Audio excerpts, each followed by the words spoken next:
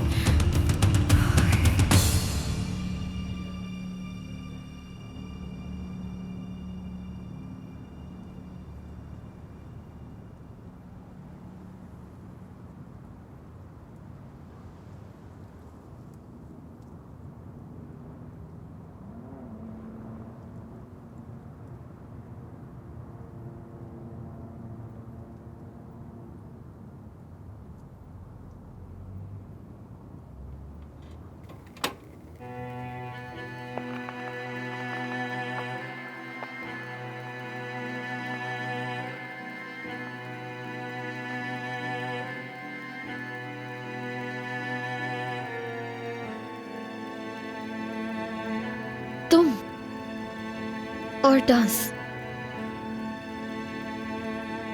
और कितना हैरान करोगे मुझे। तुम जब तक थक ना जाओ।